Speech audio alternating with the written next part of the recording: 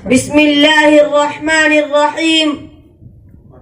لقد جاءكم رسول من أنفسكم عزيز عليه ما عنتم حريص عليكم بالمؤمنين رؤوف رحيم. صدق اللہ العظیم. وہ نبیوں میں رحمت لقب پانے والا، وہ نبیوں میں رحمت لقب پانے والا، مرادیں غریبوں کی بر لانے والا، مصیبت میں غیروں کے کام آنے والا، وہ اپنے پرائے کا غم کھانے والا، فقیروں کا ملجا، ضعیفوں کا مأوا، یتیموں کا والی، غلاموں کا مولا، خطا کار سے درگزر کرنے والا، بد اندیش کے دل میں گھر کرنے والا، مفاسد کا زیر و زبر کرنے والا، قبائل کو شیر و شکر کرنے والا، اتر کر ہرا سے سوئے قوم آیا اور ایک نسخہ کیمیا ساتھ لایا. واجب الاحترام میر محفل اور ارباب علم و حکمت، موضوع سخن ہے سیرت النبی صلی اللہ علیہ وسلم. سرزمین عرب پر دور وحشت کی رات چھائی ہوئی تھی، تمدن کی صبح ابھی جلوہ گر نہیں ہوئی تھی، انسانیت ابھی نیند سے بیدار نہ ہو پائی تھی. ہر طرف انتشار تھا، انسان اور انسان کے درمیان تصادم تھا، جنگ و جدل اور لوٹ مار کا دور دورہ تھا. شراب اور جوئے سے ترکیب پانے والی جاہلانہ ثقافت زوروں پر تھی. قریش نے مشرکانہ مذہبیت کے ساتھ کعبہ کی مجاوری کا کاروبار چلا رکھا تھا.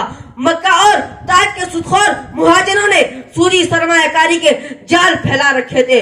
غلام سازی کا مرہوس ادارہ بڑی قوت سے پنپ رہا تھا جو زور و طاقت والا تھا. اس نے کمزور کو بھیڑ بکریوں کے گلوں کی طرح قابو میں رکھا تھا اور کمزور لوگ قوت والوں کے قدموں میں سجدہ ریز تھے.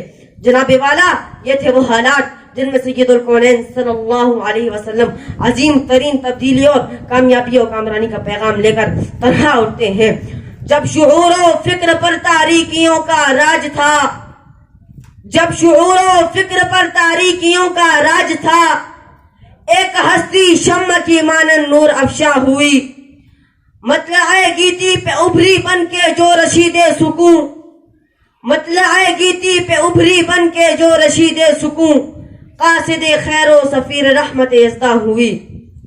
جناب والا، ایسے مایوس کن حالات میں کوئی دوسرا ہوتا تو یقیناً زندگی سے پاک کھڑا ہوتا. دنیا میں ایسے نیک اور حساس لوگ بکثرت پائے گئے ہیں جنہوں نے بدی سے نفرت تو کی مگر اس سے مقابلہ کرنے پر تیار نہ ہوئے.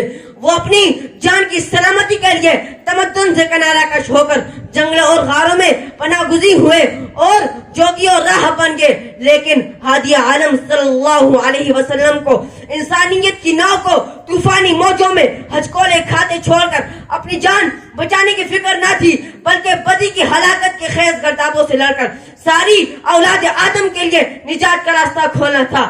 چنانچہ آپ صلی اللہ علیہ وسلم نے تہذیب و تمدن کی کشتی کی کمان سنبھالی اور پھر اسے ساحل مراد کی طرف رواں دواں کر دیا.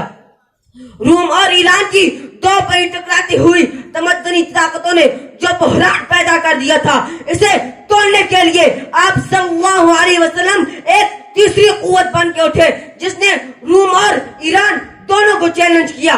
دونوں کی مرعوب ان قیادتوں کی تخت الٹ دیے اور عوام الناس کو خوفناک تمدنی قفس سے نکال کر آزاد فضاؤں میں اڑان کا موقع دیا.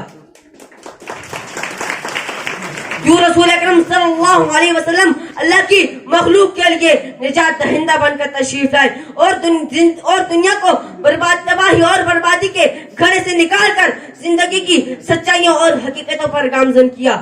میں اپنے اس اشعار سے اجازت چاہوں گا. عرض تشنا کام پر برسا صحاب نور حق، عرض تشنا کام پر برسا صحاب نور حق، اس زمین کو ایک انعام حسین بخشا گیا.